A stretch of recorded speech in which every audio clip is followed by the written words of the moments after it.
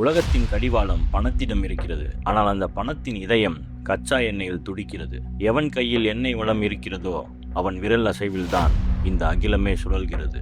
இப்போ நம்ம கண்ணு முன்னாடி நடக்கிற எல்லா விஷயங்களுக்கும் பின்னாடி இருக்கிற உண்மையை தெரிஞ்சுக்கணும்னா நம்ம காலச்சக்கரத்தை பின்னோக்கி சுற்றி 19ஆம் நூற்றாண்டுக்கு போகணும். விவசாயத்துல இருந்து நாம போடுற ஊசி வரைக்கும் எல்லாத்தையும் இயக்குற அந்த ரகசிய சக்தி தான் பெட்ரோகெமிக்கல்.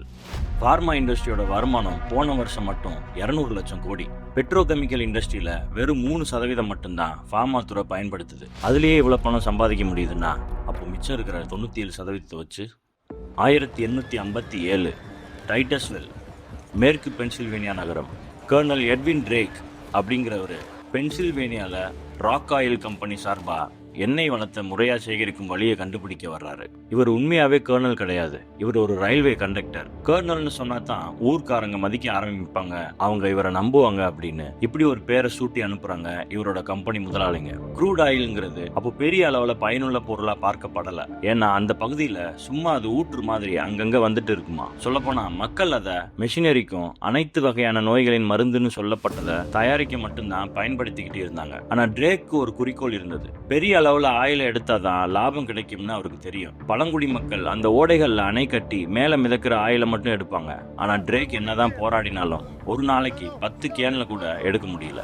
நிலத்தை தோண்டி பார்த்தாரு, ஆனா தண்ணி புகுந்து மொத்தத்தையும் பாதிக்குது. 1859 கோடை காலம் வந்தப்ப ட்ரேக் ரொம்ப தோண்டு போயிருந்தாரு. ஐடியாக்கள் காலி, கம்பெனி கொடுத்த பணமும் காலி, பார்ட்னர்ஸோட பொறுமையும் காலி. வேற வழி இல்லாம அங்கிள் பில்லி ஸ்மித் உதவியோட பாறையில் துளைக்க ஆரம்பிச்சாங்க. ஒரு நாளைக்கு வெறும் 3 அடி தான் துளைக்க முடிஞ்சது. ஆகஸ்ட் 27ஆம் தேதி சுமார் 70 அடி வரைக்கும் தோண்டிட்டாங்க. ட்ரேக் கையில இருந்த கடைசி காசு முடிஞ்சு போச்சு. இனிமே வேலைக்கு ஆகாது, கடையை மூடுங்கன்னு கம்பெனியே சொல்லிட்டாங்க. ஆனா அடுத்த நாள் ஆகஸ்ட் 28ஆம் தேதி பூமி பிளந்து ஆயில் மேல வந்துச்சு. வரலாறு மாறப்போற அந்த தருணம் அங்கதான் ஆரம்பிச்சது. கருப்பு தங்கம் என்று அழைக்கப்படும் க்ரூட் ஆயில பெரிய அளவு கலெக்ட் பண்ற வழிமுறை வெற்றி அடையுது. குறுகிய காலத்திலே விவசாய நிலங்கள் எண்ணெய் சேகரிக்கும் நிலையங்களாக உருப்பெறுது. புதிய நகரங்கள் உருவாகுது. பென்சில்வேனியா முழுக்க ஆயில் ட்ரில்லிங் மெஷின்களினால சூழப்பட்ட நகரமா மாறுது. இது இப்படி இருக்க கிளீவ்லாண்ட்ல இருக்கக்கூடிய ஒரு 16-17 வயசு சின்ன பையன் அவங்க அப்பா கிட்ட $1000 9% வட்டிக்கு கடனா வாங்கிட்டு தொழில் பண்ணலாம்னு நினைக்கிறான். அவன் எண்ணமெல்லாம் 2 விஷயம்தான். ஒன்று, $1,00,000 சம்பாதிச்சுட்டு வாழ்க்கையை சந்தோஷமா வாழணும். இன்னொன்று, 100 வருஷத்துக்கு வாழணும். பேப்பரில் ஆயில் இண்டஸ்ட்ரி பற்றி தெரிஞ்சுக்கிட்டு மோரிஸ் பி கிளார்க் மற்றும் சாமுவேல் ஆண்ட்ரூஸ் கூட சேர்ந்து ஆயில் ரிஃபைனரின்னு சொல்லப்படுற எண்ணெய் சுத்திகரிப்பு தொழிலை தொடங்குறாரு. அப்புறம் கிளார்க்கோட ஷேர்ஸை வாங்கிட்டு இவரும் ஆண்ட்ரூஸும் மட்டும் சேர்ந்து ராக்கஃபெல்லர் அண்ட் ஆண்ட்ரூஸை தொடங்குறாங்க. அப்புறம் 1870களில் ஸ்டாண்டர்ட் ஆயில் கார்பரேஷனை நிறுவுறாங்க. அமெரிக்காவில் ஆயில் இண்டஸ்ட்ரினாலே நானாக தான் இருக்கணும்னு நினச்ச ராக்கஃபெல்லர் சவுத் இம்ப்ரூவ்மெண்ட் கம்பெனின்னு சொல்லப்படுற ரயில் ரோட் கம்பெனி கூட ரகசிய ஒப்பந்தம் ஒன்று போடுறாரு. பெரிய பெரிய ஷிப்மெண்ட்ஸை நாங்கள் உங்களை பயன்படுத்தி ரெகுலராக கொண்டு போவோம், அதுக்கு நீங்கள் எங்களுக்கு மட்டும் குறைந்த அளவு பணம் தான் வசூலிக்கணும்னு போடப்படுது. மற்ற எல்லாருக்கும் அதிக பணம் செலவாகுது ஆயிலை கொண்டு போகிறதுக்கு. அதனால இவர் கொடுக்குற விலைக்கு ஆயிலை யாரும் கொடுக்க முடியல. 10 வருஷத்துல அமெரிக்க ஆயில் இண்டஸ்ட்ரியில ராக்கஃபெல்லர் ஒரு மோனோபோலி செட் பண்ணி புது சாம்ராஜ்யமே உருவாக்குறாரு. அமெரிக்கால மட்டும் இல்ல, ஈஸ்ட் மார்க்கெட்லயும் ராக்கஃபெல்லர் மோனோபோலி ஆகுறாரு. 1870களில் காகசஸ் பகுதியிலிருந்து ஒரு புது போட்டியாளர் வர்றாரு. அப்போ ரஷ்ய பேரரசு அந்த பக்கம் இருக்கிற காஸ்பியன் கடல் எண்ணெய் வளத்தை பிரைவேட் கிட்ட ஒப்படைக்குது. இந்த வாய்ப்பை வளைச்சு போட 2 பெரிய குடும்பங்கள் ஒன்னா சேருது. ஒன்னு நோபல் ஃபேமிலி, இது லூட்விக் நோபல் லீட் பண்றாரு. நம்ம டைனமைட்டை கண்டுபிடிச்ச ஆல்ஃபிரட் நோபலோட அண்ணன் தான் இவர். இன்னொன்னு உலக புகழ்பெற்ற பேங்கிங் குடும்பமான ராத்சைல்ட் ஃபேமிலி. இவங்களோட பிரெஞ்சு கிளையை ஆல்போன்ஸ் ரோத்சைல்ட் லீட் பண்ணிட்டு வர்றாரு. இவங்க 2 பேரும் கூட்டணி போட்டு களத்துல இறங்குறாங்க.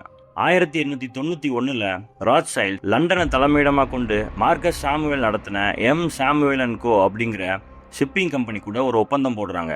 இது வரைக்கும் யாருமே செய்யாத ஒரு விஷயத்த பண்ணணும்ன்றது தான் அவங்க பிளான். அதாவது நோபல் குரூப் சப்ளை பண்ண காஸ்பியன் ஆயில சூயஸ் கால்வாய் வழியா கிழக்கு ஆசிய சந்தைகளுக்கு கொண்டு போறது தான் அந்த பிளான். இந்த ப்ராஜெக்ட் ரொம்ப பிரம்மாண்டமானது. ஏன்னா அந்த டைம்ல கேனல் கம்பெனி ஆயில கொண்டு போக மாட்டாங்க, அது திடீர்னு வெடிச்சிருன்னு பயந்தாங்க. சூயஸ் கால்வாய் கம்பெனி அங்கீகரிக்கிற மாதிரி முதலா ஆயில் டேங்கர்களை உருவாக்குறதுக்கு பெரிய இன்ஜினியரிங் வேலை தேவைப்பட்டுச்சு. அது மட்டும் இல்லாம இது ரொம்ப ரகசியமா வச்சிருக்க வேண்டியிருந்தது.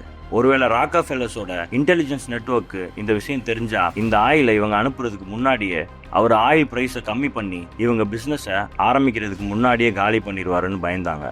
இவங்க ஒரு புது கண்டெய்னர் டிசைனை போட்டு லஞ்சம் கொடுத்து சேஃபா கொண்டு போக முடியும்னு சொல்லி அந்த கான்ட்ராக்டை சக்சஸ் பண்றாங்க. 1892 மியூரெக்ஸ் அப்படிங்கிற முதல் பல்க் டேங்கர் சூயஸ் கால்வாய் வழியா கிழக்கு ஆசியாவுக்கு பயணம் செஞ்சு ராக்கஃபெல்லரை பீட் பண்ணுச்சு.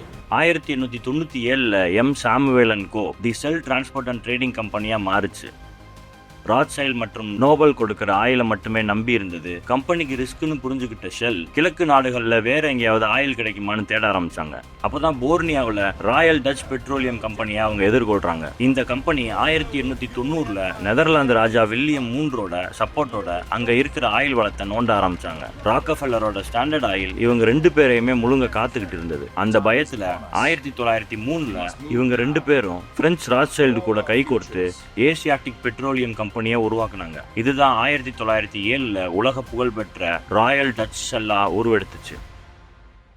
அதே 20ஆம் நூற்றாண்டு தொடக்கத்துல ராக்கஃபெல்லரோட சாம்ராஜ்யத்துக்கு சவால் விட ஈரான்ல இருந்து ஒரு புது வீரர் கிளம்பினாரு. அவர் தான் கோடீஸ்வரரான வில்லியம் நாக்ஸ் டார்சி. 1901 பெர்சியா மன்னர்கிட்ட ஒரு வேற லெவல் டீல் போட்டாரு. அடுத்த 60 வருஷத்துக்கு உங்க ஊர்ல எண்ணெய் தேடுற ரைட்ஸ் எனக்கு மட்டுமே தான் இருக்கணும்னு எழுதி வாங்கினாரு. ஆனா விதி வேற மாதிரி விளையாடுச்சு. 7 வருஷமா மண்ணை தோண்டியும் ஒரு சொட்டு ஆயில் கூட கிடைக்கல. பொறுமை இழந்த டார்சியும் அவரோட பார்ட்னருமான ஃபார்மா ஆயிலும் இந்த ஊரே வேணாம்னு கிளம்ப முடிவு பண்ணாங்க. 1908 மே மாசம் ஆரம்பத்துல அங்க இருந்த ஜியாலஜிஸ்டுக்கு ஒரு டெலகிராம் போகுது. வேலையை நிறுத்து, மிஷினை கலட்டு, உடனே ஊருக்கு வான்னு ஆர்டர் போடுறாங்க. ஆனா அந்த ஜியாலஜிஸ்ட் அந்த உத்தரவை மதிக்கல. பிடிவாதமா தேடினாரு. சில வாரங்களிலேயே பூமிக்குள்ள இருந்த ஆயில் பீரிட்டு அடிச்சுது. பர்மா ஆயில் உடனே ஆங்கிலோ பர்சியன் ஆயில் கம்பெனி ஆரம்பிச்சு மொத்த ஈரானையும் தன் பிடிக்குள்ள கொண்டு வந்துச்சு. 1914 வின்ஸ்டன் சர்ச்சிலோட ஐடியாவால பிரிட்டிஷ் கவர்மெண்ட் இந்த கம்பெனியோட 51% பங்குகளை வாங்கி இதை தங்களோட செல்ல குழந்தைய ஆக்கிட்டாங்க. அதுதான் இன்னைக்கு நாம பாக்குற ஆயில் ஜாம்பவான் BP. ஆயில் இண்டஸ்ட்ரி தொடங்கப்பட்ட காலங்கள்ல இந்த 4 குடும்பங்கள் தான் ஆயில்